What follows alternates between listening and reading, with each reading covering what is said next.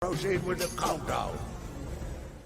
10, 9, 8, 7, 6, 5, 4, 3, 2.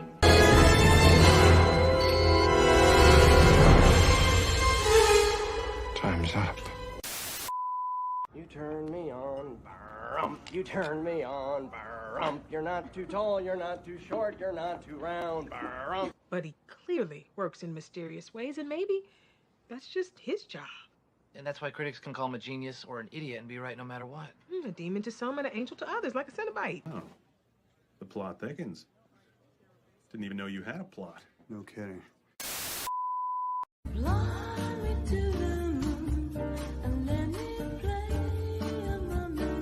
I couldn't think of a more horrible job if I wanted to. And you have to do it. You have to. This is Fight Night.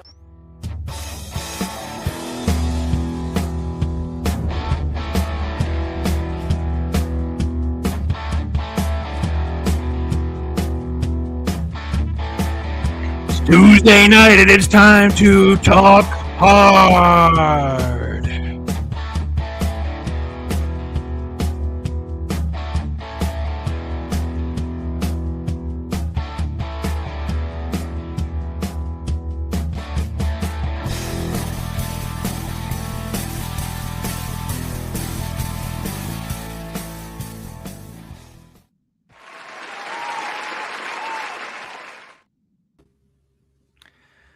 Well, greetings and salutations, everyone. Welcome to Talk Hard. It is a interesting adventure here each and every week as we talk about different things. And tonight we will be talking about nothing else but Nicolas Cage. That's right, Nick Cage. Genius, crazy person, or a little bit of both. We'll see.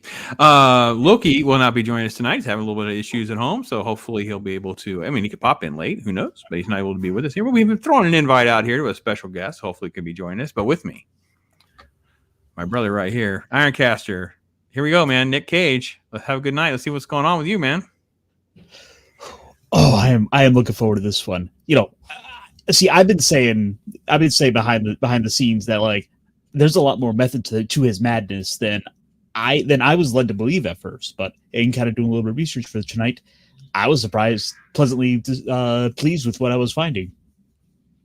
Yeah, so Ironcaster sent us some videos and tutorials. I didn't get through everything, but it was interesting to know that he does treat it as a craft. Like it's very, very clear that he doesn't come across as someone who appears to be phoning it in for these different projects. So, as I've said, as a Nick Cage, I don't know if I'm a fan or not, but I will say I appreciate the fearlessness more than anything else, the fearlessness. And we'll go through some different films, different roles, things I think that were done well, done not well, and we'll go from there. But with us, as always, is this wonderful chat. Look at you lovely people, these beautiful people in chat. And heading it off, Shelby Love. Let's look at Shelby here, front and center, leading the way. Hopefully we'll talk about adaptation. I think she meant adaptation. So adaption? I think it's adaptation. And then Zach's, okay, one of the members, one of the OGs up in here. Zach, my friend. Hopefully you're doing well. The Great White North. So let's do this. Let's get that off of there. Let's say hey to Chris Persia. Chris Persia's in the house. So hail to you, Chris Persia. You're doing well. Calling out all the Pop-O-Matics. Yes, we'll take it. We'll call it. Let's do it. Pop-O-Matics it is. And then we have to say hi to Claude. Keely Chow, we have Daryl the Derelict, we got Vince Womack, we got people rolling up in here, but most importantly, let's say hello to our special guest right here, Shelby Love. Hello, lady. How are you doing? Hi, Pops. Well, I'm good. Thank you for throwing out the impromptu love. We love some Nick Cage love. We'll take it. So, hi, Iron. So, hey, how's it going? Good. Didn't mean to ignore you or anything. No, I'm like, oh. Oh, we are doing so good. Here we go. We still have some more people coming in here. Ruben Christopher Haynes is up in here. Hey, brother. Hope you're doing all right. He says, there are great actors and there are crazy actors. Then there's Nick Cage. Very experimental, very idiosyncratic, and undeniably Nick Cage. Indeed, Nick Cage, a Nicolas Cage. Yes, that's the kind of stuff you can. Nicolas Cage seems like it's all appropriate. Like he seems like he's one of the few celebrities that's kind of like that. So, and one of my favorite here on YouTube because I get to say, "Hail the lore, hail the lore." Yes. Hello. And of course, Nas is here. So who knows what kind of craziness will break out in chat with Nas up in the house, obviously. So that's out there too, folks. So, all right. So, Shelby, thank you for our first time we've had Shelby on. She's going to try to be with me to do a comic book conversation. We have not got our schedules totally in sync. This was an impromptu thing, having Shelby on. Loki's not going to be with us. But before we get too far into Nicolas Cage's resume of things, where do you land on the Nick Cage genius crazy spectrum? Me? Yeah, you. Yes, please. I think he's got really great taste in choosing really offbeat things. Like I've been following him, I think since the movie he did with Cher. I think it was like Moonstruck. Yeah, which to be honest with you, I actually didn't really like it very much. I'm not a Cher fan, but then I liked him in the Vegas one where he's like the Elvis. He's like in the Elvis suit. Yeah. And then we got Ironcasters on some photos for us. Yeah, nice. Yeah, I just think he's a really wild guy. And then I'm a big fan of the movie Red Rock West. Have you ever heard of that one? I've heard of it. I have not seen that. I'm not familiar with Red Rock West, so we'll have to get to that one. You can tell us more about it. It's really excellent. It's what the girl who was in Twin Peaks. Okay. She this is the first movie she did after Twin Peaks ended, and it's like a Western, dusty film noir. And Nicolas Cage he accidentally stumbles into being a hitman, and he doesn't really want to be. But then the real hitman shows up, and it's Dennis Hopper. So if you haven't seen it, highly recommend it. And the soundtrack is really good too. I would say probably my biggest total mad respect for Nicolas Cage just has to be in Las Vegas, the one where he's just like the fall down alcoholic, nearly dead. I think it's one of the ones that I don't know if he won awards for it or not, but it's definitely the one that I think was kind of put him on the map. As holy crap, this dude can actually act on a different level kind of thing. I think that was on that, but I think I'm with you with things like the Las Vegas. Ironcaster will hit it before I can even find the actual name of the one with the honeymoon in Vegas. There it is, Honeymoon in Vegas, right? The one with James Caan and the Flying Elvises. How can I not love a movie with Flying Elvises? There's no me. It's an OG. Flying Elvises are definitely Ironcaster. Yeah, Pops is gonna like something because Pops will have a laugh at the Flying Elvis segment of this film, and you're right. That's actually what makes it rewatchable for me. So all right, so let's see. Nas says Nick Cage every once in a while can pull something awesome out of his arse, and like Mandy, for the most part, he's a hack. Mandy is an insane proposition. Just the photos alone, I tried to find a way to include it in the thumbnail, but it was like, oh, this is tricky. How do I find something? Because that's the kind of thing everyone's gonna be like, what the heck is that all about? So yeah, Mandy's not for everyone. So all right, Ironcaster, let me go to you first. So let's look at the early Nick Cage, because I have to be honest, he and I are probably pretty similar in age, because I feel like I've grown up with Nick Cage. He kind of started in early 80s. Obviously, I didn't see a lot of those when they came out, like Fast Times at Ridgemont High. I didn't see until later. Valley Girl, I didn't see until later. Things like that. Valley Girl, that movie. Yeah, those are the movies I didn't. These are not. Peggy Sue Got Married, but Raising Arizona, I did see in theaters, and I was like, holy crap, this dude, he was so believable as the trailer park dude running around with the kid in the little carrier seat and getting himself in all sorts of hijinks. Before I get too far into it, Ironcaster, where do you come down on when you first kind of got exposed to the Nick Cage? I don't know. Nick Cage is almost like a living, breathing, walking meme, in my opinion. I just feel like he's just he's kind of transcended in beyond movie star into this weird ether of just our social commentary. So the part of the issue is Nicolas Cage has been making movies longer than I've been alive. So it's like he's always kind of been around.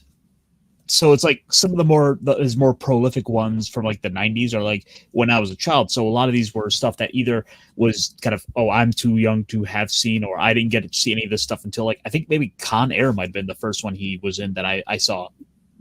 Okay. That to me is a sweet spot. Yeah. Yeah, it's like it's that same year because he did both Con Air and Face Off within the same year. Oh man, Yeah. I watched Face Off for the first time like 2 summers ago, and I was under the impression it was a really good film. So as I was watching it, I was just like, I was just awestruck. Like my jaw was just open, and I was like, wait a second, this is garbage. How does anybody like this? The movie It is so like, strange. It's like so in Travolta. weird. So Yeah. okay, so little backstory on all of this, right? So he did Leaving Las Vegas, and that kind of got him into like big celebrity status, but he ended up doing like action roles. So he did Con Air and The Rock, and then also and Face Off. Now Face Off, you have to go to Pulp Fiction because that kind of remade Travolta's career. So then Travolta kind of came out of nowhere because he'd kind of been like idle for years because he was huge in the 70s. Of course, he comes back out. He's doing like, I think it's called Phenomenon's one. I think he did. But anyway, Travolta's in this. And it was almost like, imagine having Travolta and Cage on set and just letting them overact as far as they wanted to take everything in that script. Like, I don't feel like the script is bad and the story is that bad other than just so ridiculously unbelievable. But it was like, insane. Because they overact it so much, it almost becomes camp to me. Like it's almost like cheesy Mystery Science Theater camp to me. That's exactly it. It's just, is that fair? I mean, I don't know that I'm because I'm not gonna bag on this movie saying it's anything. To me, it's more like a 4. Like it's just one of those. Well, it exists. Have some laughs. A film. I could see Ironcaster liking this movie, though. I could see Ironcaster going, I want to be Face Off. I want to be in Face Off. I'm going to take his face off. It's just what we're doing. It's almost like when you see movies where they want to do like head transplants. It's John Travolta. It's John Travolta acting like Nicolas Cage and Nicolas Cage acting like John Travolta. I know. My head just was like, I remember watching it in the theater and was like, what am I watching? Like, I don't, and you know how I am. I can't, even then, even though I was young, I could never be, that expensive word, verisimilitude, right? It has to be believable within the framework of the rules that you guys create. You couldn't even sell me that you could do a face swap. Like, I couldn't even, like, it was just so insane. So yeah, that one. That was a ride. So I don't know what. And like they just shoot every magazine. It's probably like tops, 10 rounds per mag, but they just shoot for like 40 minutes and like nobody reloads or anything. like they don't even switch clips. They just shoot like endlessly. So stupid. Yeah. All right, let's catch up on chat. Keely Chow's giving us some love for that General Zod fandom zone to be here. Okay. All right. Let's see. Oh, okay. So Nick Cage's real name is Nick Coppola. Coppola. Yeah, he's one of the. He's a nephew, I believe. Isn't it a nephew? Yeah, Francis. I think he's Francis' nephew. Yeah. He did an interview with GQ where he was talking about a couple of like internet rumors, how he had asked his uncle Francis Ford Coppola. What was it Francis Ford? I think we were saying yes. To let him audition because he was going to be like the greatest actor. Yeah. Francis Ford Coppola, who like makes his chops on Godfather, right? Who directs does American Graffiti. It's like, Nicolas Cage is going to come on the scene. You're like, yeah, it's family favor stuff. You need to change your name. And not gonna be in my movie. So, isn't Jason? Oh, sorry. Go ahead. Go ahead. No, go ahead. I was just gonna say, like Jason. I think Jason Schwartzman is another one of the Coppola people. Coppola's family. Yeah. Okay. Leaving Las Vegas is probably my favorite performance. It's to me the best performance, and I mean that from like an actor standpoint. Like I could see a best Oscar type I know that sounds insane. Nicolas Cage and Oscar in the same sentence out of my mouth. It's an insane proposition if you've never even heard of Leaving Las Vegas or seen this. But I'm telling you, it was like a mind-blowing thing. Like, okay, hold on. This is the dude that was in Raising Arizona. And by the time this comes out, I've seen Valley Girl, because VHS days, guys. VHS. I don't want to hear any crap from the crap that you've seen when you're my age, because the 70s and 80s is on VHS. You go there, you get 6 at a time. You watch everything. So I'm like, okay, hold on. Fast Mountain Ridge Out guy. He's this guy. This is Nick. What? Yeah. So I'm with you guys on that.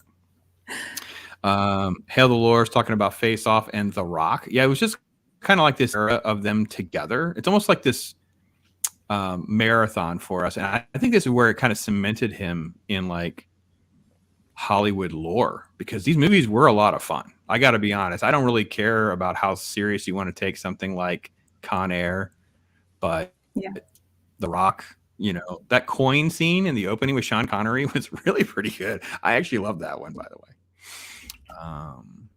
Yes, Nas is giving me tease. I'll take it, Nas. So yeah, he says I'm pimping out the Ironcaster for some extra views. Look at those godly locks. Well, I gotta have someone who, can bring up the bar, and we have Shelby on. So our stock has totally soared tonight. We have Shelby here. So Bobby's here. Hey, buddy, how you doing? Nick Cage History of Swearwoods. I think it's on Netflix. I've gone around nowhere. Okay, so I downloaded a video for the credits, which you can tell I threw things together. Nothing wanted to work. I'm like a tech black hole right now where things do not want to work. And I downloaded this clip. It was like 9 minutes of Nick Cage highlight clips. And I can tell you about 3.5 minutes of it were him cursing in some way, shape, or form, and about 2 minutes straight of him just doing the F-bomb. And it was just him doing F-bombs and all sorts of scenarios. I'm like, okay, it's not the pop show. It could be good for someone else. It will have to stay there. Bobby, I totally get you, man. He has made an art of being documented, of saying F. Really? In all sorts of scenarios. Like, I just couldn't believe the different films and the scenarios. I have no idea I don't even know what film it is where he's dressed like the priest and behaving the way he is. I don't know which film that is. Maybe you guys, which one is it, Ironcaster? Oh, isn't that Face Off? That's the beginning of Face Off. Yeah, he's being a priest. Yes, this is in Face Off when he's totally having that out. When he's like set the bomb inside of the mall or whatever the building was. Oh, that's right. So it's Travolta being Nick Cage. That's right. Okay. I have not watched these movies. The goal was I would rewatch some of these. These guys will tell you, I do rewatch most things. Pops could not sell Mrs. Pops on Nick Cage. I couldn't do it. The only ones that she would do, we'll get to, is things that I don't want to watch. And the amount of Nick Cage that I took in was 0. So I probably should be kicked out of the club if this was someone else's show. So be honest. So apparently the story behind that was like the first scene Nicolas Cage had done for the movie. And John Travolta had not seen any of what Nicolas Cage was doing for the role yet, because again, they have to effectively play each other. Mm-hmm. And so John Travolta sees this with him just like, with like basically having the heavy metal, like, as he's like in a priest robe freaking out, like doing God knows what. And John Travolta looks at it and says, oh, it's gonna be that kind of performance. It's gonna be that kind of movie. All right. Hold my beer. Yeah. It's like hold my beer kind of moments. And there's clips of this everywhere. Like, it's just, this was so, you know how I love to do face swaps and stuff, Ironcaster? There were no face swaps that didn't involve just Nicolas Cage. Like, we could swap our own face, but you couldn't there's no face swaps with like me with Nicolas Cage or Loki. I was like, this is because he's so insane. These clips are out of their mind. Yeah. So I can't even look at that. You've got to take it away. I know. I have to be honest. In that Disney one with like National Treasure, that's like a if Tubi has Face Off, I probably would watch it right now. That's so. Hail to the Lords bringing up Raising Arizona, which is to me probably my most favorite. I love watching Raising Arizona because it also has like a nostalgic, again, sweet spot, right? That 85 to something. That's my sweet spot. I call it the Nexus era. For those of you at home who haven't heard me go, my Nexus era is like about the time you turn about 10 to 12 to 25. You experience so many things, a lot of it for the first time. Music, movies, different. They stay special to you, even if later on you acknowledge, wasn't quite as good as I thought, but I still love it. It's a cult the Nexus there. And look at Mags. Mags is in the house. Hey, little lovely lady. Hope you're doing well. Definitely have to connect with Mag. She is actually on Sunday my guest of this week's What's Your Story, where we talk about all sorts of different things. And this week we're going to talk about love of old cinema. I don't even know the appropriate terminology because we didn't stay in the golden age, but we did find a nice sweet spot. We spun our wheels in. So I think it's going to be great for everybody, especially if you haven't watched a lot of that kind of stuff. Now, Ironcaster, Nos is teeing up your next thing here for you.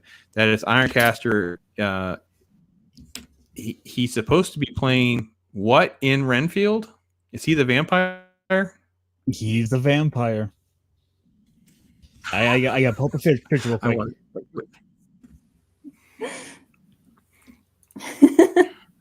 Oh, it's like how many times has he played a freaking vampire, or people are convinced he is a vampire?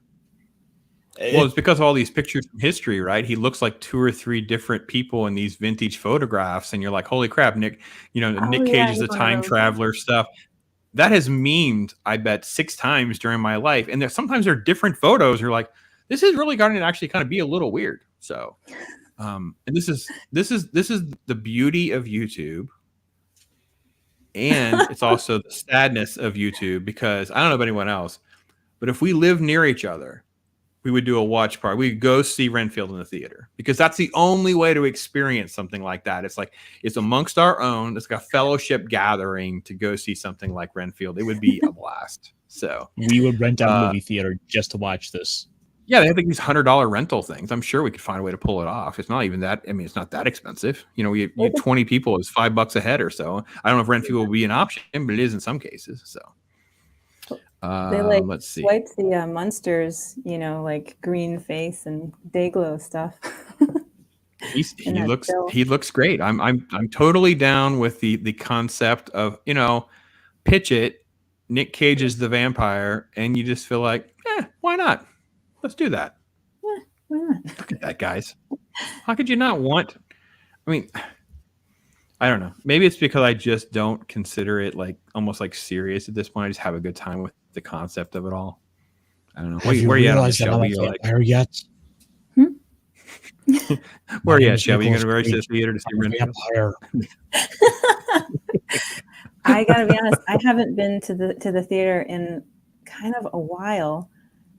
Actually, the last thing that I saw, I had brought a friend of mine to go see Pee-wee's Big Adventure, and I was like, I was dying. It's one of my favorite movies, and like when he's in that biker bar and he's like, excuse me, excuse me, and then he gets on the bike and like drives through the wooden sign. I was crying laughing, and I like look over and she has no expression, and we like left, and she goes, I've never seen Pee-wee. I was like, oh, I thought we were going to this together for like, wow. Like we both loved it, but it was just me. Yeah.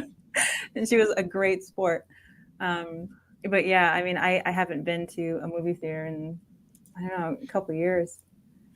But yeah. Wow. Yeah, this is consuming so much of my time for theaters that I don't go nearly as much as I was. So yeah, the screeners and stuff like that come in a different format, and that's all we'll say about that for now. So some more face-off conversation. Hale Lore says it was great and insane in concept. Let's see. What on earth? What? How did you find something so specific? He's on it. It's just, you know what? I'm convinced now, Shelby, that when we do shows like this, if I say it enough times, things just show up. If I say, for instance, we wonder what Loki would look like if he was Zardoff, and then Stephen Ransom delivered. I wonder what it'd be like if we were trapped in the Phantom Zone, and Chris Persia made it happen. So we just say these things, and yeah, it just happens. So yeah, Daryl really says it right. I think this is what we were trying to say, and Daryl, you're right. Face Off is a good bad movie. Like, it's one of those. It's a bad movie, but you somehow have a good time as long as you don't take it serious. As long as you're going to laugh along with Travolta and Nick Cage, you're going to have a good time. It's like, and really is kind of how I feel about Con Air. Like, the absurdity of it, I just don't spin my wheels there to try to have a good time. with the premise. So Whitechapel, of course, is here, another one of our great supporters, and I love you, brother. I hope you're doing well. And we need to reach out to me on Twitter, man. Give me an update on what's going on, man. We haven't talked in a while, so.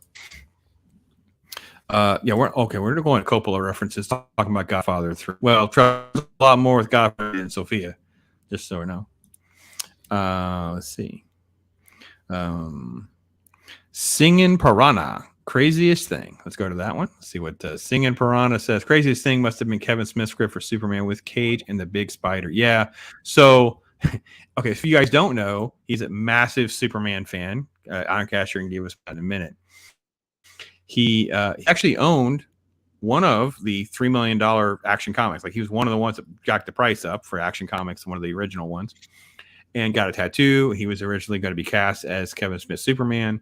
Now, the Spider didn't come along in the first draft. The Spider came along later with, I believe it was Silver, and that's what ended up in the end of Wild Wild West with the spontaneous Spider with that Will Smith movie. But no, I read that script. I don't know if anybody else has read this script. And Shelby, you'll appreciate this. I'm sure you've read Death of Superman, right? Everyone's read Death of Superman. Mm-hmm. Imagine no explanation who all these characters are and what's going on, and you would just throw them all in there. Like, it would just happen. There was no setup to Green Lantern. There was no setup to all these characters. They were just there. It was just Death of Superman on screen. And you're like, I mean, I was fine as a comic book nerd, but a studio would be out of their freaking minds. I think the idea was, Kevin, scrap all this and put in the giant spider. And he was like, no, I'm not doing it. They made the giant spider going Wild Wild West. So, but you said, Ironcaster, we were in the green room. You said he has a tattoo, and I know he has a tattoo. I think I heard that also. He named a kid. Which of his kids? One of his sons is named Kal-El, which is also coincidentally, the name of Superman. But it's also apparently a Hebrew name, which is like Voice of Light, I think. Don't quote me on that. No, it is. Probably. Yeah, no, it is. Oh, sorry. Go ahead. No, you're right. Go ahead. I was just gonna say Joel and Jerry Schuster were really into the Moses thing when they created Superman. So maybe. Well, they're Jews. They gotta stay right by their tribe. So yeah, my grandson, my son-in-law is a massive Superman fan. He named my son his name is Caleb Elias, and they were convinced they would use the first and first. They would call him Kal-El. He's like, no, my name is Caleb. But that was his name, was that he would be Superman. So let's see. Sorry. Okay. I keep jumping in. No, go ahead. The Death of Superman. No, go ahead. I used to take classes from Walt Simonson, and his wife used to come in a lot, Louise. Mm-hmm. Mm-hmm. She wrote. She was going one to of have the to talk writers about some of that stuff when we do our comic books. Sorry. Oh, I'm such a big fan of Walt. Really, Walt's Thor is an interesting thing I'm interested in reading. I got to be honest. I don't. Okay, so Chris Purge is bringing up a film, and I have no frame of reference. This was a massive clip in my giant clip download. Was the bees? So explain. One of you explain to me the Nick Cage bees scene. I do not get the head and the bees. They've got him strapped down. They're gonna, they pour about the honey and they pour the bees in, and I'm like, I don't understand what's happening. Like, I what movie is this? Maybe I've seen it and I just don't remember. Have you seen the original, the Wicker Man?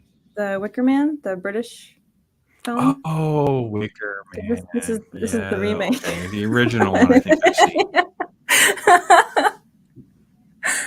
This image has a life of its own. This is one of those that I would never be able to sell Mrs. Pops on, and if I've had it on, it's been like one of the problems. I definitely don't own it. It seems like it's Tubi fodder to me. Is it too good to be on Tubi, or is it on Tubi? It is definitely too good. It is too good. There is a lot. I will give you a spoiler for later. There is a lot of Nicolas Cage on Tubi. I can see that. I can see Tubi just filling up on some Nick Cage, baby. Filling up on some Nick Cage right there. And Chris Purge is right. He's down. Listen, I'll be honest, Chris. this is the hardest part with the geography, man, because I wish we could be close and we could have that kind of experience together, because that really is the best way to enjoy Renfield is amongst our own. It really, really is. There's no way I'd convince my wife to see it. There's just zero chance that would ever happen, though. Okay, hold on. The only reason, what are you saying, Nas? What is this? What is this nonsense? The only reason I wouldn't want to meet up is because Pops would make me look ugly. Oh, come on, Nas. You're the hottest vampire that'd be in that auditorium. Let's just be honest. We know where it's going. Okay, Nas, you're just getting weird with your Joker references. I'm not even acknowledging that you're saying all that. It's just weird. Zach's awesome, buddy. Thank you so much throwing out Shelby's link. So obviously we didn't plan on having her here. We were great that she's here. So there's a link to make sure you're connected to Shelby. We're about comic books soon. Make sure you go over there and check her recent video where she's talking about some comic books. So make sure you check that out. Not Cal Elf. Kal-El. So, these not but people comedy than they are. I know that he's being funny, but let's see. Adega Outlaw's here. Hey there, buddy. Hope you're doing all right. It's great to have you here. Yeah, there's bees. This is the morning of the bee scene. And Daryl's name Wicker Man. Yeah, I'm caught up, but man. The bees, not the bees. The bees. They're in my eyes. It was in that clip, and I'm watching this sequence.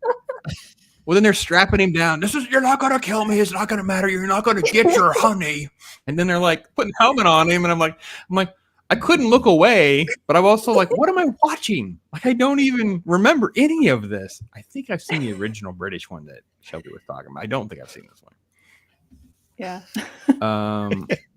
He's in a lot of straight video, like Steven Seagal. Okay. You missed the part in The Wicker Man where he's dressed in a bear costume. He just walks up and just like punches a woman across the face. No, I saw it. It's in there. There's a whole sequence. No, there's a whole sequence of Nicolas Cage punching female actresses in the face. It's like in this movie, in this movie, in this. It's like, and the only reason I didn't get if I got to it, I would have ripped Loki's clip of Al as going, I want to punch a woman in the face, and then play Nick Cage punching female actresses for 5 sequences or whatever. Because yes, it's happened several times. So it was insane. So. Yes, Zach's, make sure everyone is unsubscribed from Plastic Phoenix so that you're properly ready to, yeah. People. You are so fast, dude. There's only so much I can do. He's the best. He's the best. It's so good. So, all right, let's just jump back into this insane resume of stuff before we get. I think that Man was a while ago, so I have to be honest. I'm pretty impressed. So, he had a pretty big run, obviously with Face Off, City of Angels, Snake Eyes. We played a little clip from that. 8mm was a weird one for me. You're like, oh, that's weird. Here's a more odd film. Gone in 60 Seconds, the remake of that film. Family Man didn't work for me. Sorry, I was just gonna say that the Gone in 60 Seconds soundtrack is really good. I really like it a lot. Okay. It's really just kind of one of those it's just a movie about guys and cars. We don't need much of a plot. It's just guys with cars going fast. They just steal cars in 1 minute. That's the whole thing. That's it. Yep. The end. The original was so fun because it was more about like muscle cars and stuff. And it seemed very believable that you could steal cars this fast back then. Like it just seemed like it was something they easily could have pulled off. Now it seems like, I'm not sure I believe this, but when the original was a thing, I was like, oh, it's pretty cool. So, okay, so that kind of takes us to. Apparently, there was a news story about it last year or so where one of the original Eleanor cars from Gone in 60 Seconds was like up for auction. Huh. Pretty cool. Okay. Cool. I liked it. There's still 3 of them still around. I'm with you, Zach.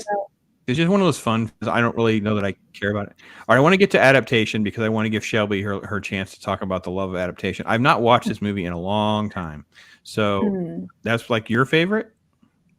Is that a fair assessment? It's one of the ones that I think it's just a really brilliant concept, and I'm a big fan of Charlie Kaufman's writing. So I really liked when he did Anomalisa. I liked a few of his other films, but when this one came out in 2001, so there was this girl in school. She was like, I looked up to her. She was like a good friend of mine. She was older than me, and she was like the coolest, smartest person I ever knew. And she was like, "Me and you are going to see this in the theater." And I remember feeling like there was someone who could mentor me and having good taste, if that makes sense, like not to sound pretentious or anything. And I remember like really being affected by this because it deals with 3 simultaneous storylines. There's Charlie Kaufman split into 2 people. So there's how he idealizes himself, and then there's how he really is. But then he kind of even makes how he really is even worse than he really is. It's kind of like a Jekyll and Hyde thing. And then there's the third storyline, which is the book that he's actually writing. And it's filmed in such a smart way that you become sucked into the book that he's reading as if they're real people who are alive. So when things begin to happen to them, it kind of messes with you like, oh, wait a second, am I reading a script that hasn't been produced yet? Or am I really caring about a third movie, like movie within a movie? And there's a lot of, like if you're a creative person, there's a lot of, struggle with how to create something. There's a lot of struggle with, how do you make something original? How do you find your creative voice? He has a scene where he's at like a seminar with his like writing hero, and that guy kind of takes time to like mentor him. So it's a really great film. And then like even how it ends. Should it end the way he wants it to end? Should it end the way that Hollywood wants it to end? Should it end the way that the real people lived it? And then he kind of begins to fall in love with the woman that it's based on, even though he's never met her. It's, I don't know, just really good. And I think he does a great job in it. Well, he also works. I mean, he and Spike Jonze do a couple of good films. Like Being John Malkovich, I think, is also the same kind of thing. It's a very cerebral film. It's a very interesting film, thought-provoking film. And then I think Charlie Kaufman also wrote Eternal Sunshine of the Spotless Mind. Yes, that's what I may not have all of the words quite right there, but these are like these cerebral screenplays, thought-provoking, especially people that are really into the craft, writing the storytelling. I think you'd really enjoy those kinds of films. And it is really a good example. I'm glad you brought it up because I would enjoy rewatching those films. I would actually they're not all Nick Cage. I enjoy watching all 3 of those because of that. I've not visited them in a while. And I thought about Being John Malkovich today because I was finishing Everything Everywhere All at Once. So it got like 11 Oscar nods this morning. It's this very strange, great film, but also like not for everyone. Like it's kind of the same thing. Like it's just such an odd film. I could see why normies wouldn't get adaptation. I can see why normies wouldn't get Being John Malkovich. And it's not, it's a tough thing. I'm going to steal from Mr. Grant Gregory here on YouTube. He came up with this term called they're great single serves. So even people who don't like them hopefully can appreciate that they're great. I may never watch it again, but they're great, that kind of thing. So anyway, cool. Yeah. All right, Ironcaster, what's next for you? What's on your Cage sort of watch party that we should just at least consider discussing here? Oh, just kind of going down the list here. I mean, I think it's one of the big ones. It's unavoidable talking about. It's not one of your favorites. National Treasure. I love National Treasure. That was fun. Hurt me so much. I like. So here's my thing. He's like going right for the throat, folks. So you don't know. He was even like it was coming up in the green room a little bit. Then he just goes, "Okay, we have to wait for this. We have to wait for the show. We can't. I can't. Wine pops up like that and then turn him loose." So here's my thing. I enjoyed them when they came out, and these are on that short list that Mrs. Pops will rewatch. And I can't buy him as a smart human being. I just can't do it. I'm like, no, I can't. He's not smart enough to figure out Da Vinci Code. He's just not. I can't do it. That's a bridge. What are you talking about? I read Dan Brown. I could get this. It's the back of the Constitution. God. We just flip it. I'm like, no, he's not this smart. It would never work. No, I can't do it. That's really funny. But so yeah. we gotta one up that for the sequel. I'm gonna kidnap the president of the United States. There are 2 or 3 sequels. How many sequels are there? There's only one sequel. There might be something else out there right now called National Treasure, but without Nicolas Cage, it's not National Treasure. Well, I've heard that because I heard Paulie Latino Slant just railing on it, so I know that's all I know. Go ahead, Shelby. You've been watching National Treasure? No, I was just looking at the list of his films. I didn't realize he was in Rumblefish. That's a really good movie. I don't know if anyone has seen Rumblefish. It's a black and white movie with I'm a big young Mickey Rourke fan. I've seen pretty much everything Mickey Rourke has ever done, and he's great in that movie. I didn't realize Nicolas Cage was in it. That's really cool. I wonder who he is. Cool. All right, let's catch up on chat. Nas is throwing out all sorts of references. Oh, it's hard to handle. I want to see Ironcaster's National Treasure. He would look good. Ironcaster is the best boy of this anime. Yeah, okay. Princess Rose is in the house. Hey there, lady. Hope you're doing well. Awesome lady. I know Whitechapel's jumping ahead to the other tough open wound for the old pops. I know Loki's. This was Loki's bee in the bonnet was Ghost Rider. We'll come to Ghost Rider in a minute. We'll come back to Ghost Rider in a minute. Oh my gosh. Bobby's like, my wife loves him in Sorcerer's Apprentice. It's like, oh God, I couldn't even imagine. Oh, I can't do it. Can't do it. Let's see. Lots of hellos and loves. And yeah, Nas is pointing out, the obvious here that these films, and I will admit that's a great run of that indie stuff for us. Eternal Sunshine, Spotless Mind, it was a really big deal. Transcended film and music, and just entertainment as a whole. It was something very interesting in our times. And there's lots of network talk. World derailed. Hey to Gray, Wakasashi Tea House is here. Hey there, brother. Great to see you here in the house as well. All right, stay safe on the road. roads. So let's talk. Okay, let's the wound quickly. Let Ironcaster throw some gas on it. Go ahead, buddy. You're gonna go to Ghost Rider. You're gonna talk about how much you love Ghost Rider.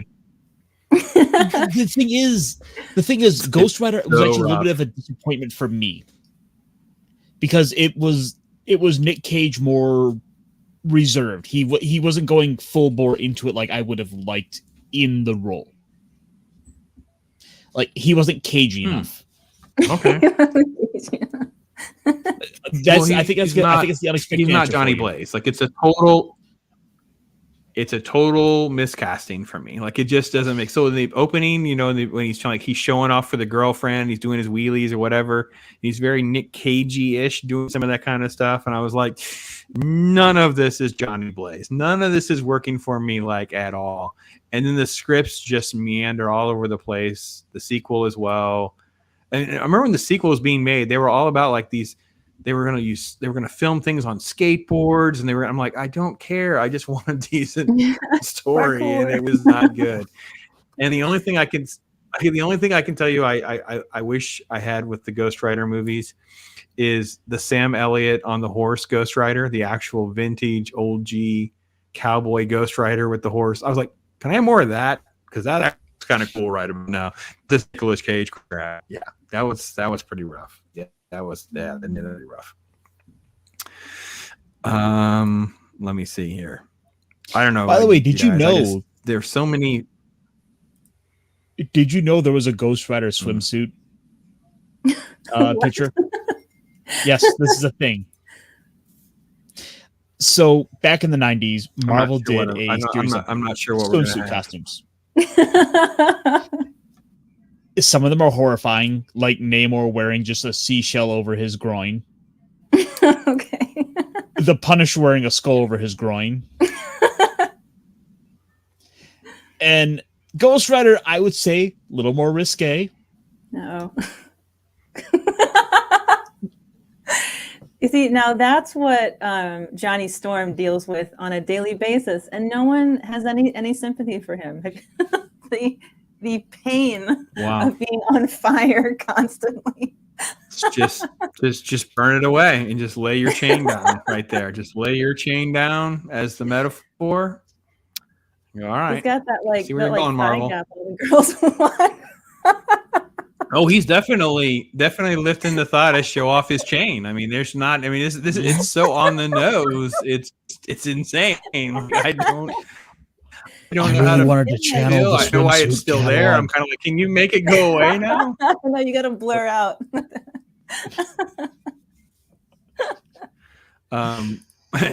Chris is taking the net here. So, all right, Can Pop's Nick playing smart, like being a wizard. How about jujitsu master?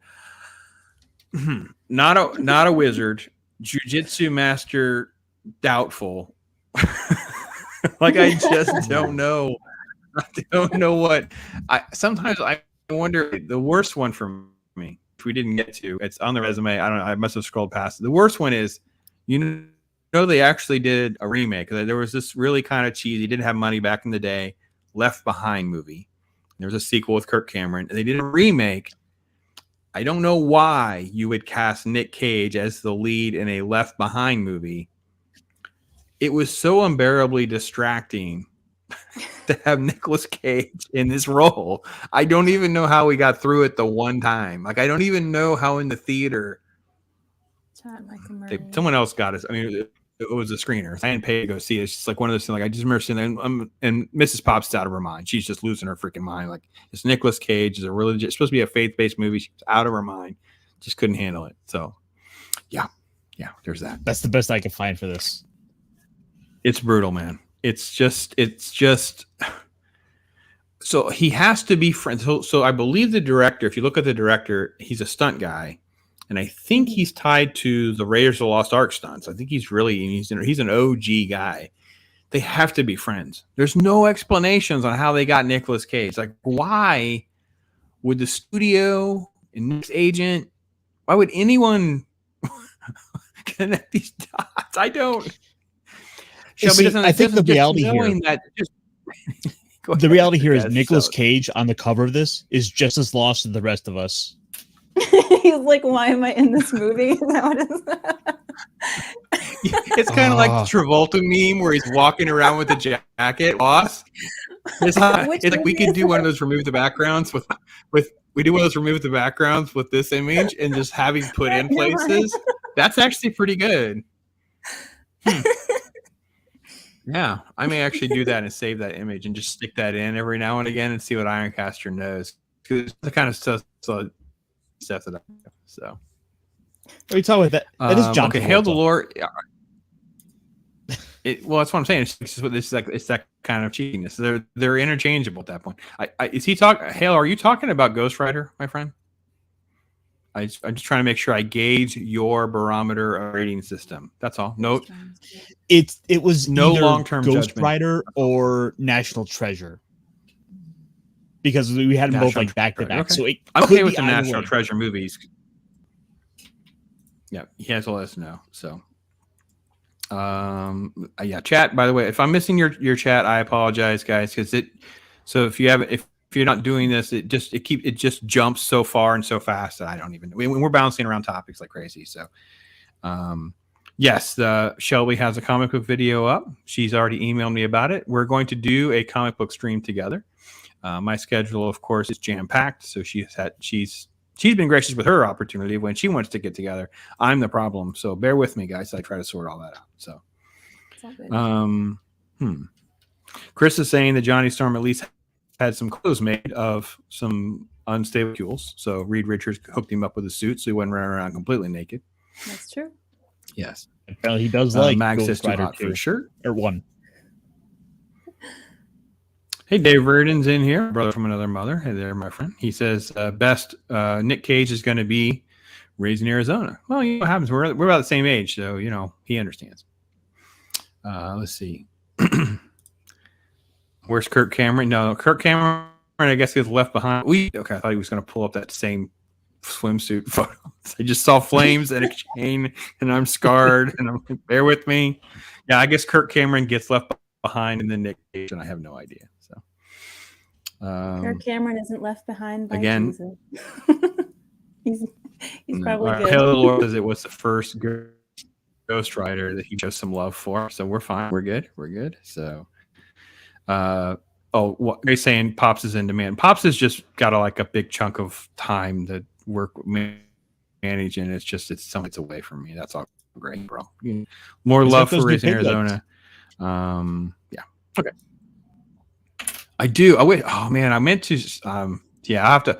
Maybe I'll tweet it if you guys want me. If you guys want to see the pictures of the pigs, so they are 4 weeks old. They're born on Christmas Eve, so 4 or 5 weeks old, and they moved to the big girl dish where they're all just because there's 4 girls and 1 boy, and they're it's basically like pig slop because they can't eat real food yet, and they just Mrs. Pop sent me the video on the drive here, and it's just them just it's in a bowl, and it is hysterical to watch little pigs like this. They're just completely insane little creatures. It's a blast. So I will tweet the pictures of the pigs. Still no goat, baby goat. She's poor little thing.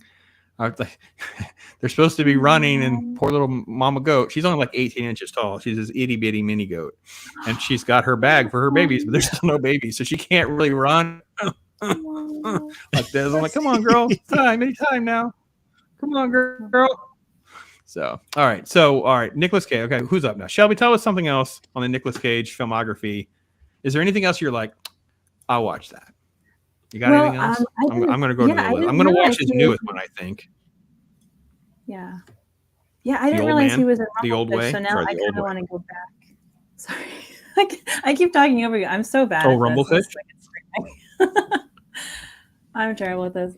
Yeah, Rumblefish. It's a Coppola movie from '83 that was filmed in black and white. It has young Mickey Rourke. It's got Matt Dillon in it. It's kind of like on the Outsiders level of so it's like The Outsiders but even more gritty. But what I really liked about it is that it's essentially about a relationship between 2 brothers, and they go with a rough tumble gang, and the younger brother really looks up to his older brother, who's he's kind of a good guy, but at the same time not that great of a good guy. So it's kind of do you follow your brother out of love and be a hoodlum, or do you have the strength to kind of be above that, even though your idol is kind of a rough person? So it's a really great film. So I'm really curious who Nicolas Cage is in that, because it's '83.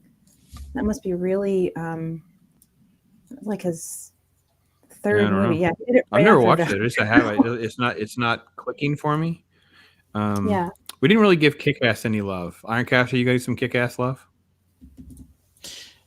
Yeah, I was pulling up a picture here for it. Let me get myself. Yeah, no, it was an interesting role for him to jump over to Kick-Ass, where he's effectively playing Adam West. Yep.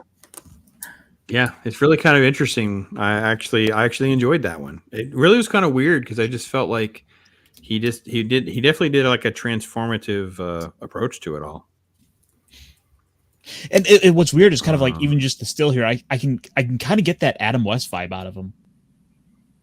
Yeah, Adam West is the best. Yeah, the first one was great. Yeah, I will say I did enjoy his voice work in The Croods, and the Spider-Verse.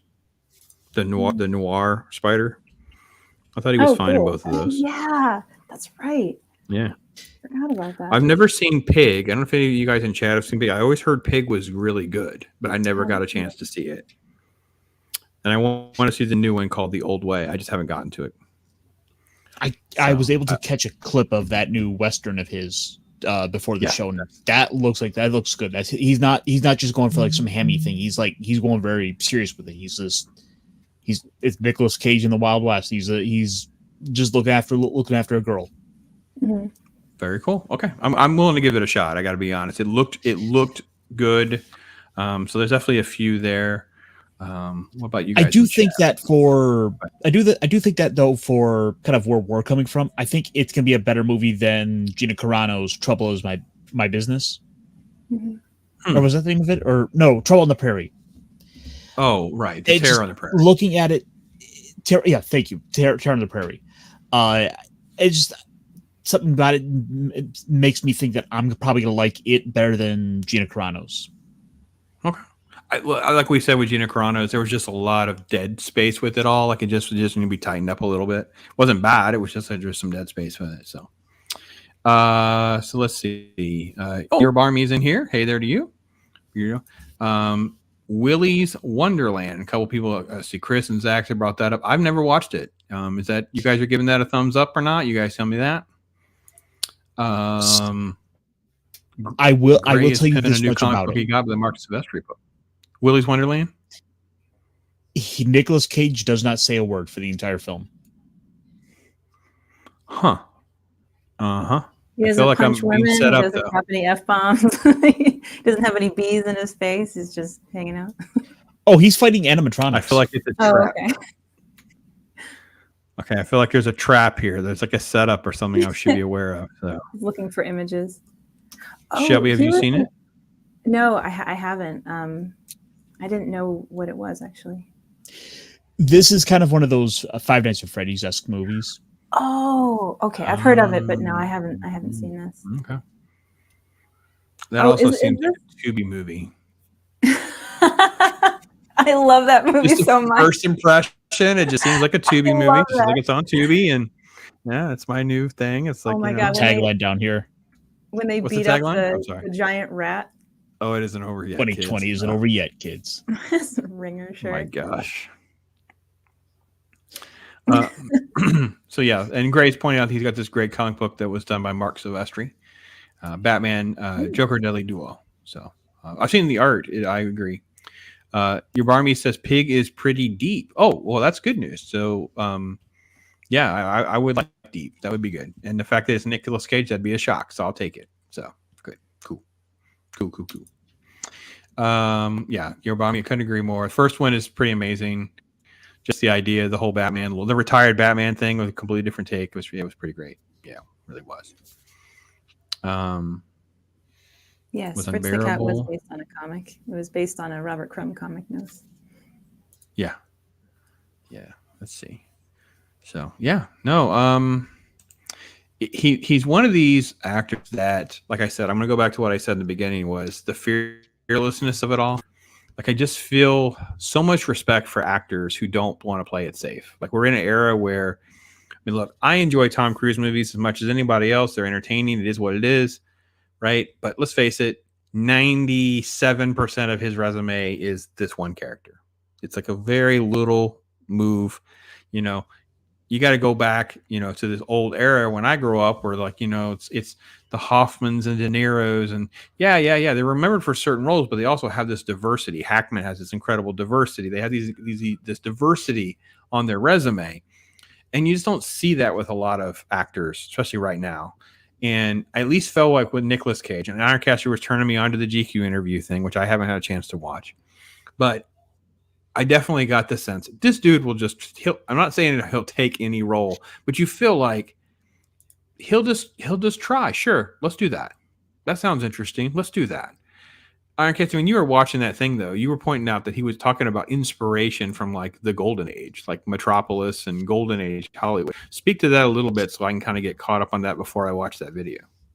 Yeah, so Nicolas Cage is something of is a big fan of cinema, to the point where I think before he went bankrupt, he would blow blow money on a lot of like iconic bits of cinema history and stuff. Yeah.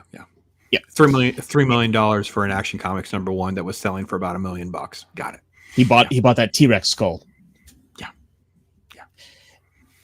And yeah, and so for example with this Renfield, I'm looking at that thinking he's going to be going for something of a Bela Lugosi thing, as being someone who's a big fan of 1930s, 1940s cinema. He's often cited Humphrey Bogart as an inspiration, for example.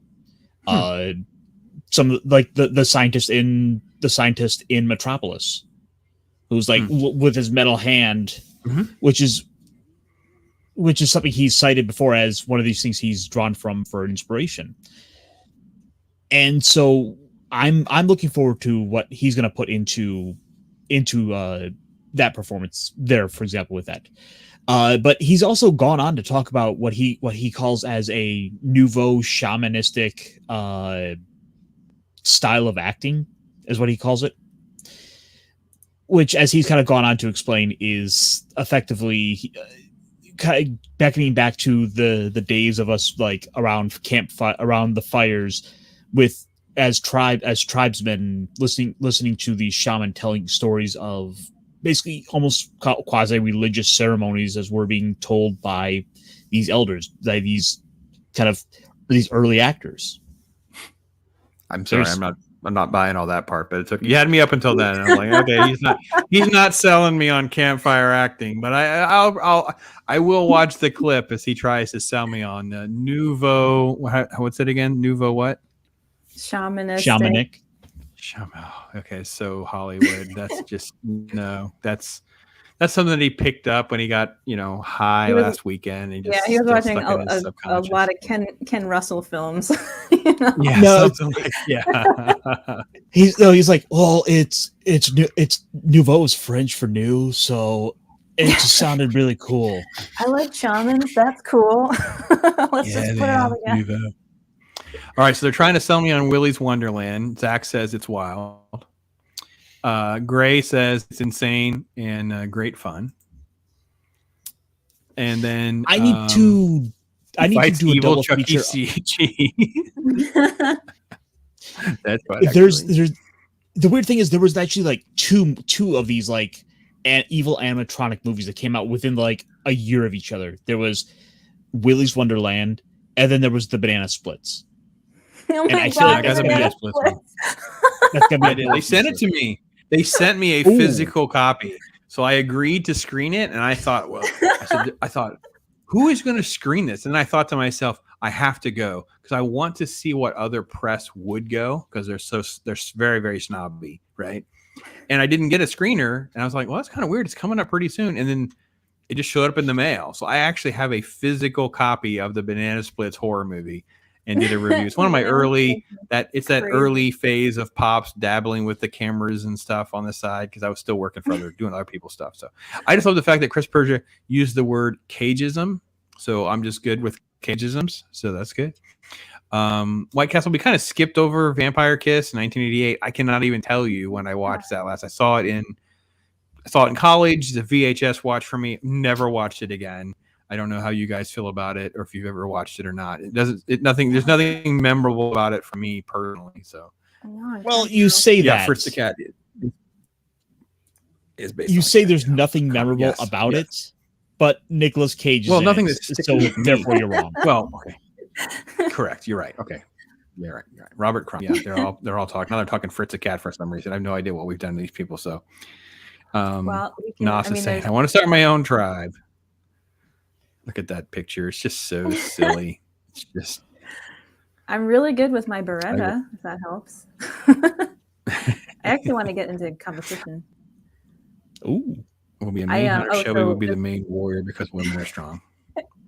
Well, Nas, let me tell you what, Mrs. Pops is the one you want. I mean, I'm telling you what, Mrs. Pops, she's the beast, man. She's running the farm. She's the one that knows all this stuff. She's the one out there trying to save animals and all sorts of crazy stuff going on, man. She's the one. That's nice. She's a class act, and I'm so blessed. The herd. So. Oh yeah. I think White Chapel is having some fun at my expense over that photo because it is pretty ridiculous. Vampire teeth grew in sales that year. Laugh out loud. Yeah, those teeth were a big deal when I was a kid. Like for years of my life, it was a big deal having vampire teeth. Just so you guys know. I feel like that was they're talking about hashtag girl boss is your white girl. What's that? I feel like that probably actually happened, that because of that ridiculousness of Nicolas Cage with the vampire teeth, there was probably some correlation that led to people then saying, I need a set. I was hoping that with National Treasure there would be a growth in constitutionalism, but I don't know how that worked out. I don't know. It did not work at all. It did not take off at all. I trust me. I feel the same way. No, just not. And, no. But I will say, Ironcaster, to your point. So when we were kids, there really wasn't Halloween costumes like there are now, right? So all the Halloween costumes were basically vinyl plastic that you would Yeah, it's like a it's just a little mouse one cutout. piece and a mask with holes and a rubber band. You can't breathe. You really everyone Yeah, walking and off you would, and the rubber your band would skin just break. You could never make it through the night. The rubber band would break. So when they started to come out with like teeth or wigs, it was like a big deal because it was something different, right? Mhm. That kind of stuff, if it existed when I was a kid, was either only for adults or very expensive, or maybe there's some other nuances, but that was not the norm. Because the coolest thing I ever saw, well, that's still a pretty nice one. There's some really, really cheesy stuff from the back in the day. A Ben Cooper mask? I don't know.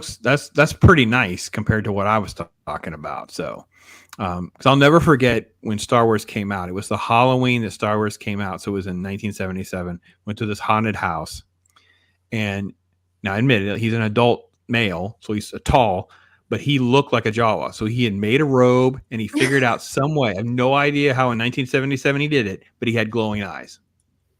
When you're a kid at 7 years old and you see that thing, it was the coolest thing to this day. I remember that. It was so amazing. It was just incredible. So let's see. They're just chit chatty, and there goes the chat moving. So let's see if I can go hashtag girl boss. I got there. And let's see. We've got to give her we've got to give her the axe from Prey with the string on it. Well, you can throw it once, so Yo-yo axe. Zach's what on earth is Zach talking about? Is he talking about the Jawa person? I'm a little concerned what he's talking about here. So anyway, all right, so we've talked through a lot, obviously. So where are you at, Ironcaster?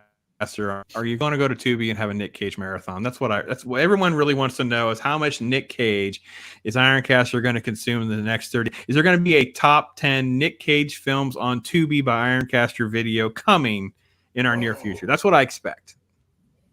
It's his birthday. Like I need to That's do why we're this doing now. this. Happy birthday to Nick Cage. Is he a year older? What? Yeah, this is birthday month. That's how we ended up on Nick Cage, guys. So for those of you who haven't caught on to the whole January, I have birthdays in January. So Jake Cage would have been 101. Cage Isn't tonight burn gonna night? turn it over, man. Gonna turn it over. 59, right? Let's see. Yeah, January 7th. I think it was 50. Yeah. Happy birthday. So yeah, what do you think, Ironcaster? Get you on it. Oh, here it is. The Nick Cage collection. Is this on there right now? Criterion Collection. Yeah, this is all currently like live on Tubi. Nice. It's like already there's a couple I recognize. Mandy is on there. Mandy, Season of the Witch. I'm a sucker for anything sword and sorcery. Season of the Witch. Maybe Las Vegas. If you can find Red Rock West, please watch. And that was a heavy movie though, but it's really, really good. So good.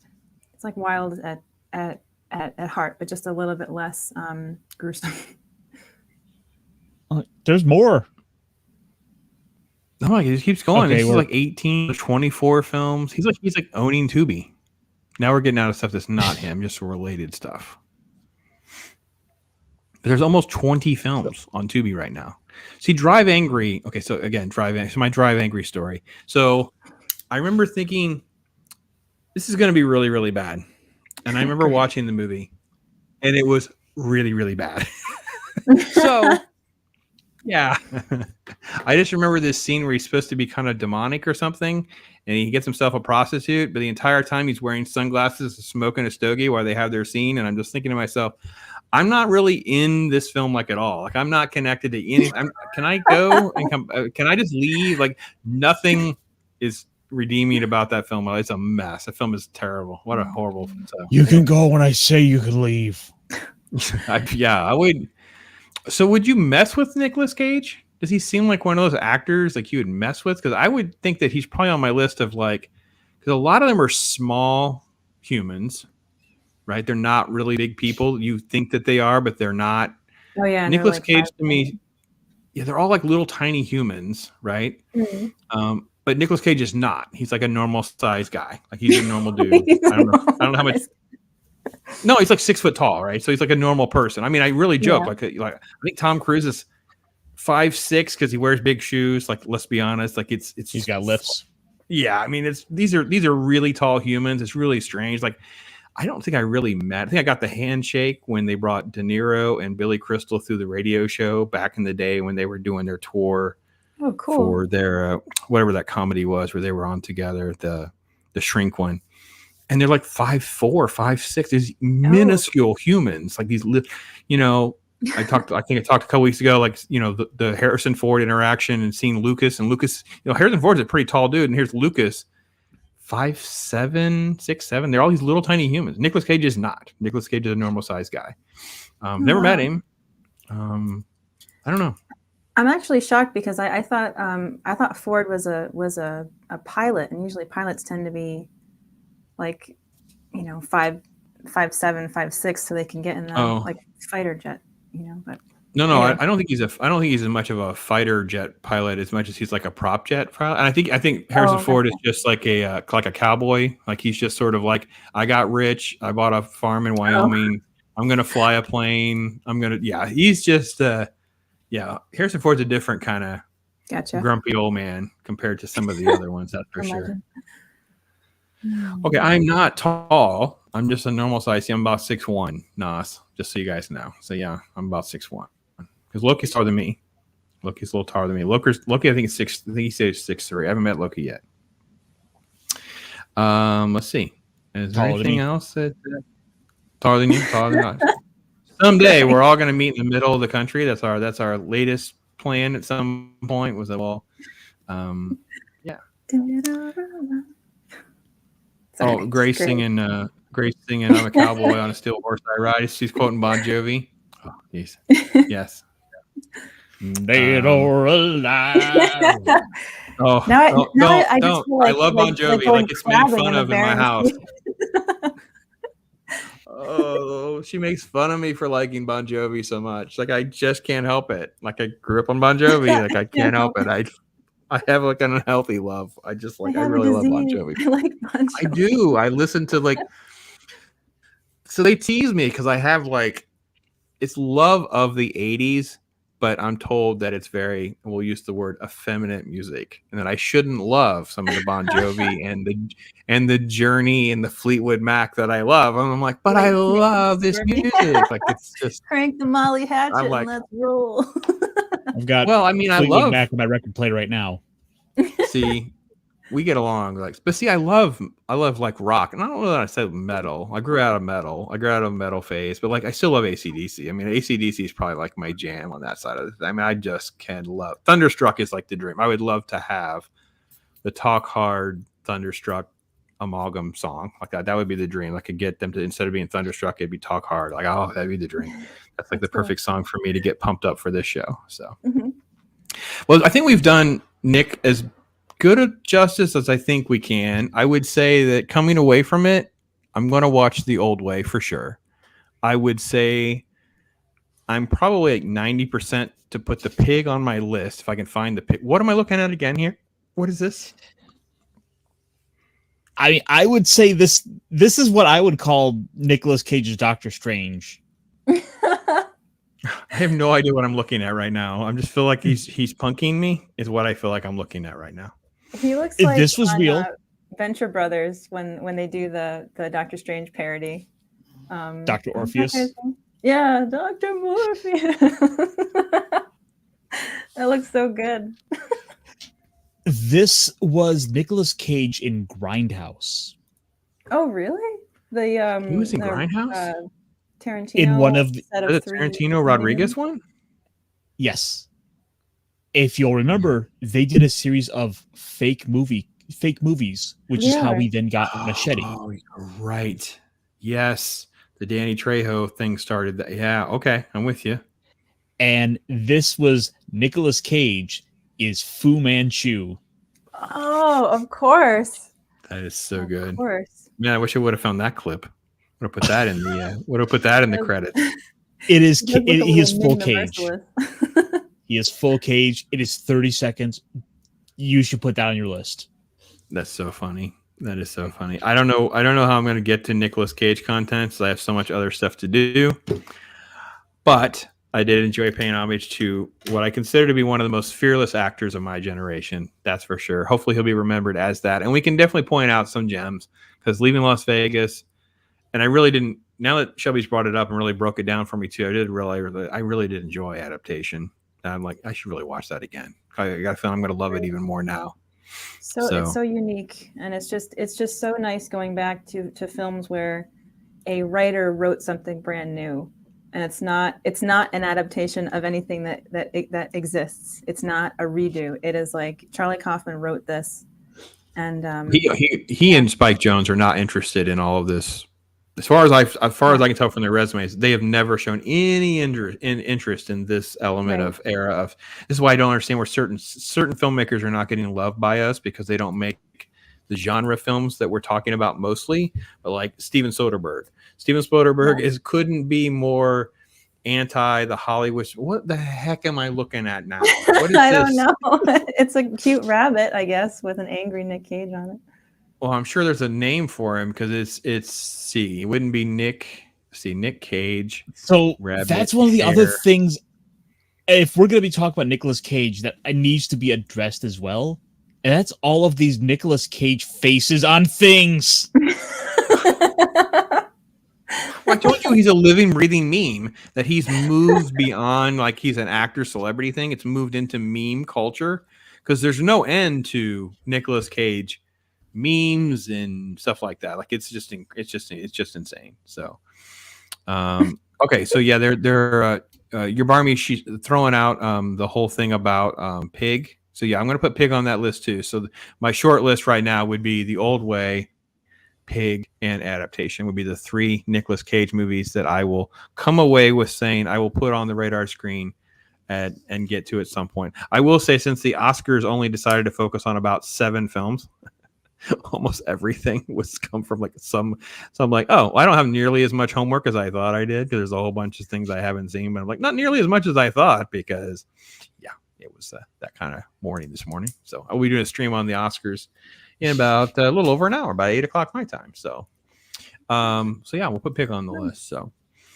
all right, so any other Shelby, any other Nick Cage love or stories or anything like that you want to share? I remember I watched. So this is not a good movie. I'm not recommending this unless maybe your wife wants like a kind of easy comedy, because it's very predictable. But it could happen to you was based on a real story, and I remember when that happened. So a waitress. So this is the real life thing was that a waitress was really down on her luck, and she was really poor, and she was serving a policeman who came into the diner all the time, and like they were friends. And the guy said, like, "Are you all right?" And she's like, "Oh, this is bad. Like, I'm in a really bad place." And he had a lottery ticket, and he said, "How about this? If I win, I will share it with you." And he did, and he shared it with her. And like, so in real life, they were friends, and it was like a total act of generosity on his part. And he very easily could have been like, "Oh, I don't remember you," and just like ditched her. But he really did like give her, I don't know if it was hundreds of thousands or millions of dollars. But so what the movie deals with is it dramatizes the two of them as like falling in love, even though in real life they didn't do that. But it also deals with something interesting, which is like, how would your wife feel if you gave half of your money to a friend? You know what I mean? So they kind of deal with that drama, and it's really good. So it's kind of it's an easy popcorn movie. It's with Bridget Fonda, but I liked it. So for what it's worth, and he's the cop in that movie, Nicolas Cage. All right, I'll keep thinking about that. Oh, Wakazashi Grace saying that Ironcaster, you may have to get some clips together. We may have to get to that there and put some of that. We have Nick Cage rabbits shocking Loki when he tunes in. Chris Persia, I have no idea what you're talking about. Chris Persia, what kind of mandolin? What's he talking about? Here we go. Mrs. Pops didn't enjoy Captain Corelli's mandolin. praised by the critics back in 01, or at least the Australian critics and wives liked it. I really don't know. What are we talking about here, guys? Anything to do? Oh, it's a Miramax film? I got nothing. Oh, it's a Nicolas Cage film. Doesn't ring a bell. Well, I got that, but I just didn't know frame of reference or anything. I have no idea anything about that one. So, Oh, great. What's the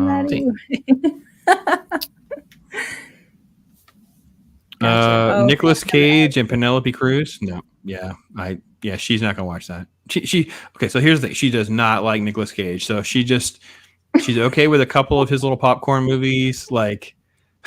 She's just gonna, a couple. Everything else is just gonna be like Nicolas Cage can't act. It's distracting on screen. All of his faces, all of his antics. She's just like, no, not interested. So no. So I'm gonna watch it. They want me to watch it for Cage accent. Yeah, what's the matter? Oh my god, Nicolas Cage trying to do an accent. Oh gosh, that'd be just unbearable. I couldn't imagine that. So. Yeah. No. All right. So I came away with a few things. Let's just be easy pops, because I got a lot to do, and I can't imagine trying to fit in more Nicolas Cage, especially with him trying to somehow convince me he can do it. Oh my gosh, White Gandalf. Oh gosh. Oh gosh. Cage the White now. Cage Ray. I came back Gray, better. Not. I could play Gandalf. Oh, I have to. We could face swap you in on that photo. Oh my gosh, that one's horrifying. Holy cow, Nicolas Cage ET face that is made of. If ET ever makes it into the public domain, having Nicolas Cage do voices for ET, oh my gosh, I want to phone really home. Frightening. Elliot. Elliot. Oh my Does gosh. Nicolas Cage like Reese's Pieces?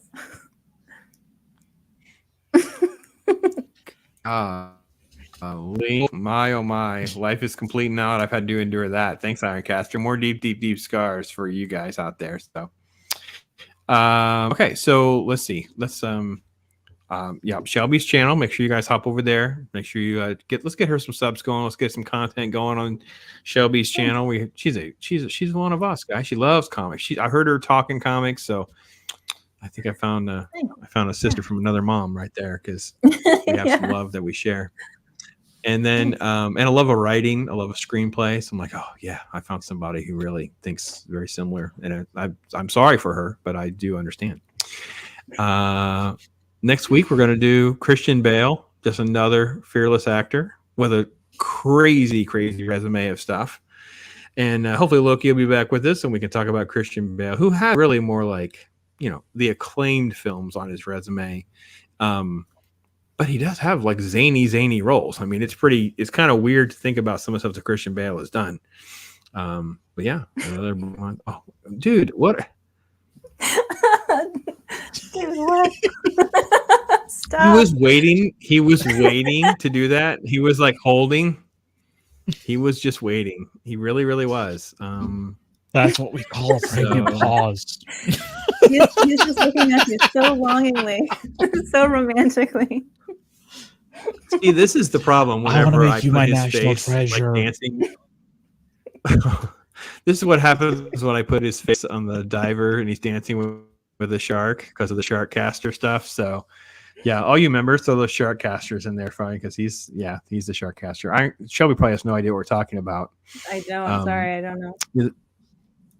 Yeah, there's an insane sort of like affinity of he convinced us to try like the not a B movie, but like a D movie, Shark Side of the Moon on Tubi, and then it was like all of these shark things. Anyway, it turned into a shenanigan.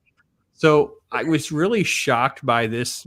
I think this is Stephen Ransom's work. I apologize, Chris, or someone else who did this for us. But then I made it animated. So this is what we made it into. Hey, see if we can get it. How you doing? The laugh track is that's what really makes it.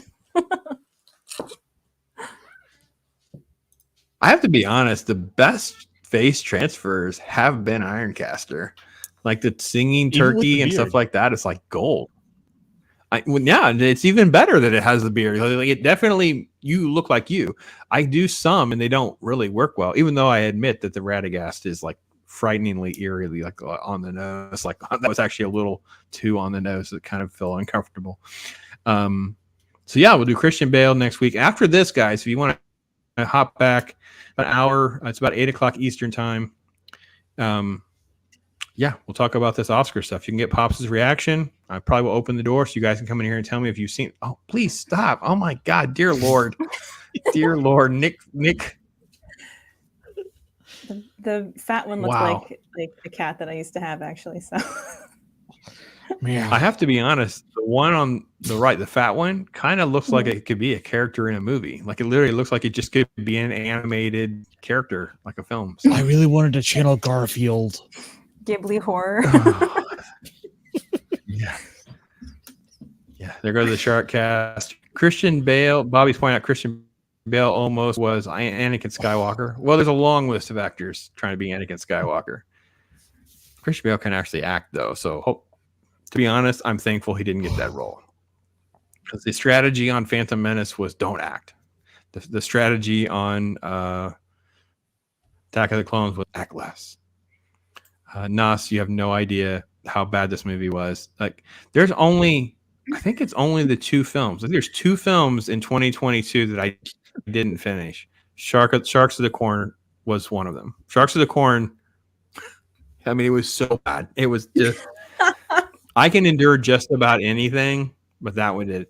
The other one is actually a big budget film. I actually could not finish the 355. It's an all-girl action film. Jessica Chastain, Penelope Cruz.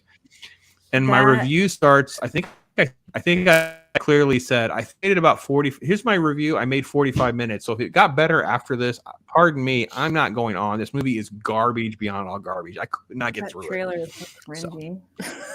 So bad. The movie was terrible. Your army called that cat Furry Cage. That's good. That's pretty good. Pretty good. I think there's one movie you would finish, though. Oh gosh. Attack of the. Who has time to make? Do or do not. There is no try. I don't know, man.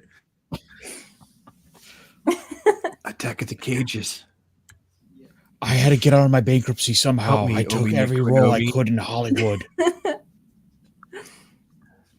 Does he talk about that in his interview that you sent me?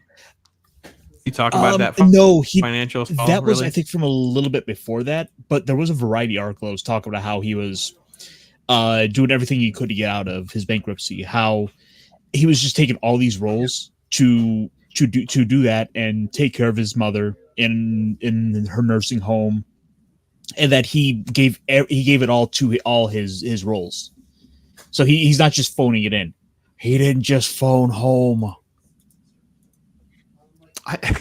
I don't think he. No. I don't think I get the impression. To Nicolas Cage's credit, I don't think we get the impression that he's ever phoning it in. Even though I will say, like, Left Behind may have been a phone in, but for the most part, this is a dude that seems like he's more interested in the crazy role. He's more interested in Face Off. He's more interested in, Snake Eyes and stuff like that. Mandy. He's more interested in that kind of crazy. So. But we can't thank Snuff for hopping in here. He said he does like those roles he said he does like those roles like leaving Arizona, like leaving Las Vegas. Those are the types of roles that are his favorites to do. Where he's able to just get into those like characters.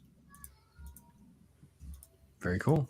As Whitechapel's pointing out that Cage is not in the new D&D movie. Or so they want you to believe. I'm gonna find like his face. We like could just 5 dragons. face swap him in. No one's gonna know. Yeah, we'll just face swap him in. Now, at this point, he's just a meme machine. Look at Zach. He's throwing in all the emojis for us. Sharkcaster, oh snap, Bob Ross, Sharkcaster. Sharkcaster. Because there's so many. By the way, if you guys don't know with the emojis, they only give you so many characters. And Sharkcaster wouldn't fit. So that's why it actually is officially called Sharkcaster. Sharkcaster. So. But thanks again to Shelby. Awesome to have you here, our first appearance. Talking hard. Talking thanks hard for on having me. Nick Sorry Cage. that Well, that'll I be kept talking over you. I'm so bad at this. I well, have you to, know like, what? learn You how brought to up something better. great. Yeah, we're fine. It is roll. We're It just was gonna. really We're great. fine. Thank you for having me. Trust me. These people are not expecting things to go well around here. They put up with me and my boom. I didn't, boom or break anything major tonight. So we'll see how the end credits go. So, Ironcaster, my brother, I expect a Nick Cage marathon update within a couple weeks, so I can get some sort of marathon, and then I can reply with my own version of some sort of response to. It's all about the Ironcaster, quality, maybe. but you know what they say: beauty is in the eye of the beholder. Oh no. That looks like something that was drawn on a desk in 6th grade.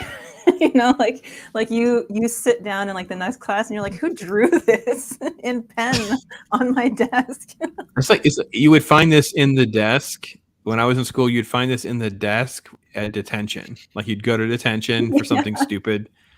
I'd be caught. It's like I'd be in like 7th grade. I'd be pencil fighting again. For those of you who don't know what pencil fighting is, ask me another time. And it'd be like, go to detention. Oh, God. I'm going to put Ironcaster on Nick Cage memes now and see how many of those I can figure out how to do. So, all right, with that, folks, I wish what would have been fun was to put Nicolas Cage on the Bob Ross scene video that I have, because that would have been Nick Ross. Funny. Bob Ross. In honor of the Oscars, I was going to play the Nachi Nachi song because it did get nominated. However, they copyright flagged the music, so I can no longer play that song. I'm going to have to delete all those. That's not going to work. Yeah. It's just YouTube stuff. It's a lot of fun. So, well, folks, we're talking hard on Tuesday. If you want to come back later tonight, doing Oscars at 8 p.m. my time. New videos. I drop new videos every day. See, tomorrow is Wednesday. So tomorrow's comic book day. So tomorrow will be, I believe, Gunslinger Spawn, and I recommend an Aquaman comic book, which you won't have happen very often because I'm not a fan of Aquaman. But there's one that was not bad. It was pretty good. And then Throwback Thursday. So we kind of go back to some older movies or try to find something that maybe some people haven't seen. So I have that on Thursdays. And then I'll fit in some regular reviews and things like that. Saturday morning cartoons. 9 and 9:30 in the morning, and then Sunday, Watch Your Story. This week will be Magitech Mag. So tons of stuff. If you want to be a member, we appreciate all the support and love. Man, chat is bonkers. I wish I could. I'm so sorry I did not respond or show your comments. It is a little boomerish, by the way. So, but somebody pointed out they did get pencil find as a reference. By the way, I was a massive junkie into doing stupid things like that would always get myself in trouble. So my poor mom, because it was one of those things where as long as I got good grades, I could just do whatever I wanted to do. So it was like, what did you do now kind of thing. So yeah, I was that kid. So, but with that, thanks for being here. Make tomorrow better than today. Be blessed, talk hard, and you got to remember to make like this guy will do as he's watching Tubi. He's going to be watching Nick Cage movies, evidently. And thanks again to Shelby for being here with us. We appreciate it so much. And chill with some Bob Ross. All I do is chill. My life is a thrill, for real, Bob Ross. I be too calm for the drama. You don't want to cause a problem, I'll solve it, Bob Ross. That was awesome.